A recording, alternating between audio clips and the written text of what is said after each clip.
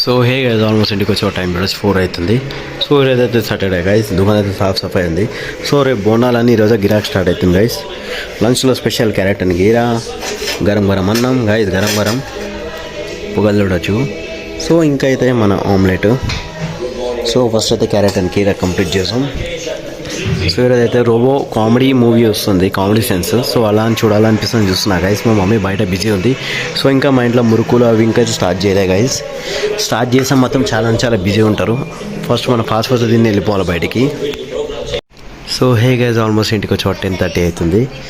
So మా ఇంట్లో అయితే రేపు పండుగనిగా మమ్మీ మాత్రం అయితే మురుకులు అయితే రెడీ చేసింది గైస్. మురుకులు అయితే ఎక్కడ ఉందో తెలియదు కానీ వైట్ రైస్, బజ్జీలు అండ్ ఇంకా chicken curry guys.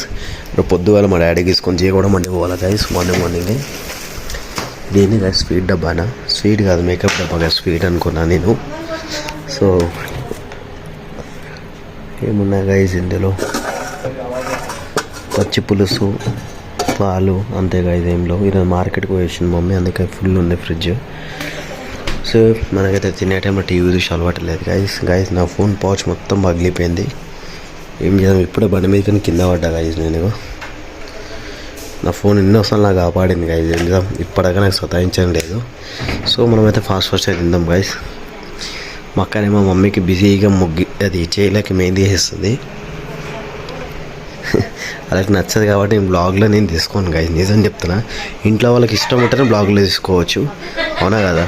Almost dinner complete అయిపోయింది. Thank you for watching my video. Video నచ్చితే లైక్, షేర్ అండ్ సబ్స్క్రైబ్.